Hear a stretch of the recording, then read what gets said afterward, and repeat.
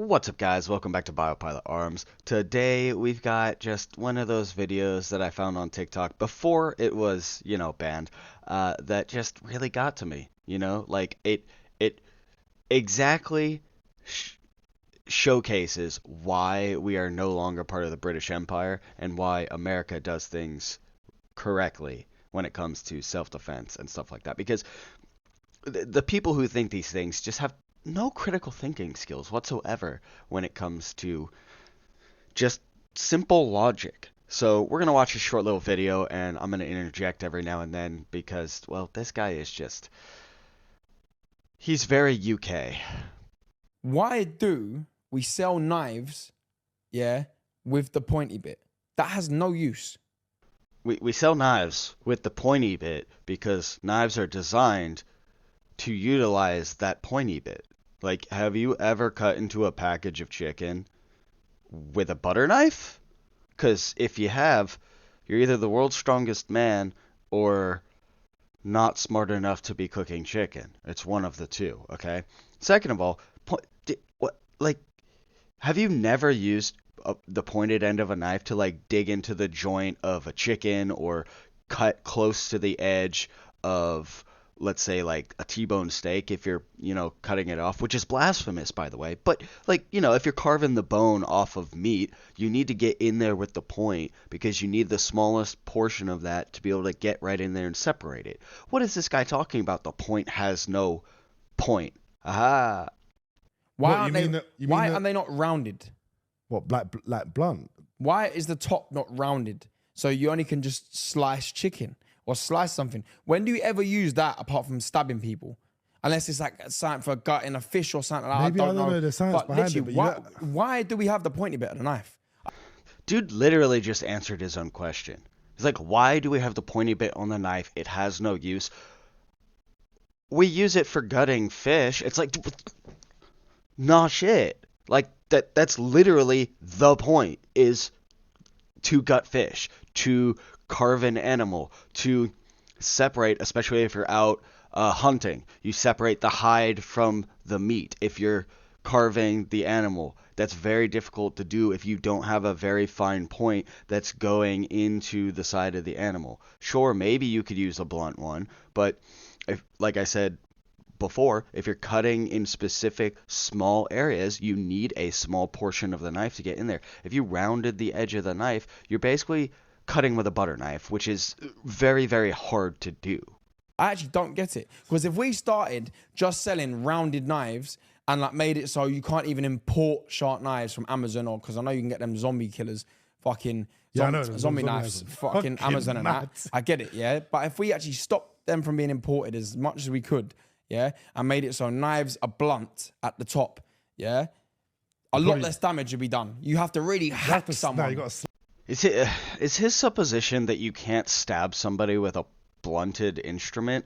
Like, it's not necessarily about whether or not it's pointy or not. It's how strong the person is that's stabbing with the instrument and how thin the instrument is. Because, yeah, sure, would it be hard for me to, like, take my phone and stab you? Yeah, probably. But, if I took a screwdriver and stabbed you, a screwdriver isn't really pointy, especially if you're using, like, a flathead screwdriver.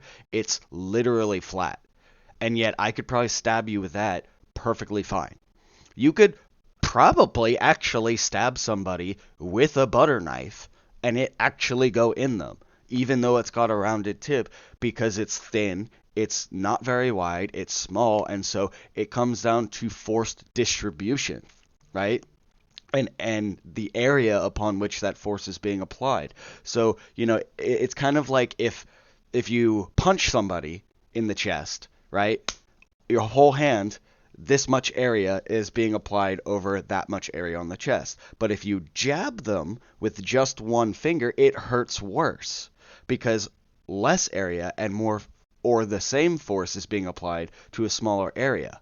So it doesn't have anything really to do with how pointy it is. Like, sure, that helps, but it's literally about area and pressure distribution. So sure, blunt all the knives. Yeah, it's maybe it'll help a little bit, but chances are if somebody wanted to stab you with a blunt knife or a blunt instrument, as long as it was small enough, it could still go right into you.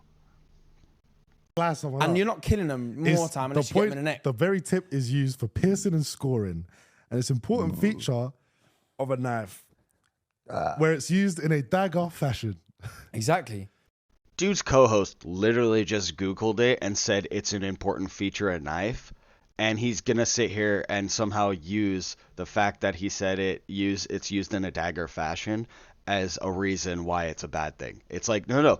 It literally just said that the tip is a important feature of the knife for actual culinary uses. Do you know what I'm saying though? We should generally like think about doing that. Give it 10 years. If we done it, if we implemented that now, yeah, give it 10 years, knife crime would reduce massively. Just feel Massively. just feel like Like think about how many shootings there is in London or this country. There's still a few, but because guns are hard to get hold of, not Yeah, hard, they but like are hard they are still. harder They're than hard. a knife. yeah, I mean, you can go in your fucking mum's kitchen, fucking, yeah, you know what I mean? Yeah. I think the knife crime rates will drop. Swear to God, podcast equipment should be more expensive because this guy's logic makes no sense. Okay, so you implement this, and in 10 years, suddenly there's no pointed knives. Like, dude, it's gonna be the same thing as guns. Sure. Okay, so let me try. It's gonna do one of two things. Either he's correct and knife crime will drop, just like gun crime dropped, and there'll be fewer of them. However, there's probably gonna be more other violent crime.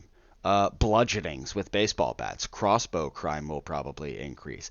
Bombings, cars running over people will probably increase. Because the thing is, it's not about the implement; it's about the mentality. So if a person decides they want to kill a bunch of people, it does not matter what they have available; they'll figure it out.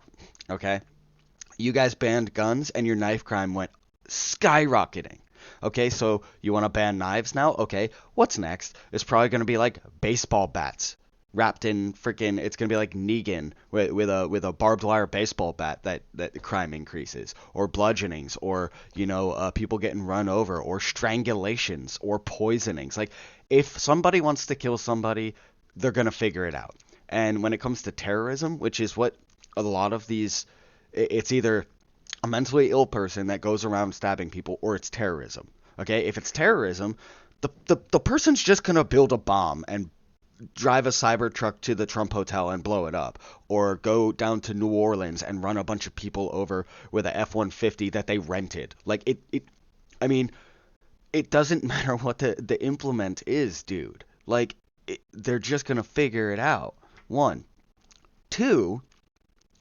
The other thing that might happen is that people will just make their own. Like, building a firearm is leaps and bounds harder than building a knife. Like, you can sharpen the back of a plastic toothbrush into a shiv. That's what they do in prison. Okay, so if you have a leaf spring from a car, you don't even have to like forge that thing out. All you have to do is cut it into the shape of a knife, sharpen it on a grinder belt, and then just wrap the end in some leather or paracord, and you've got a knife. Like you literally don't have to do that much work to make a knife or machete type blade. And it doesn't matter if it's tempered or like, well made. The point is that you can just, hack people with it. Like, so his supposition that just because they ban them means nobody's going to make them is dumb. Because the other thing is like, how do you determine whether or not a knife with a point was made before or after this ban? Because the ones beforehand, I'm sure, don't have any type of like registration or serial numbers on them. So is he going to say that we should register the knives that have points prior to, like, it opens a huge can of worms that makes no sense, okay?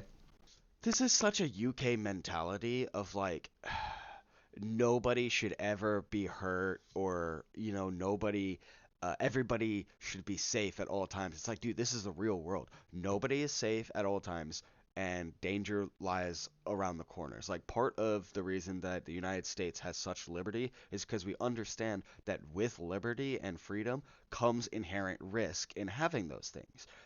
But in the UK, they don't have that mentality. Like this guy looks like he's never had to use a knife in his life. Like he went from, living at mom's house to having a podcast that did well enough that he could either eat out all the time or has a personal chef or maybe his girlfriend cooks for him. But like this guy is not somebody that I think would ever be able to defend himself in any semblance of the word.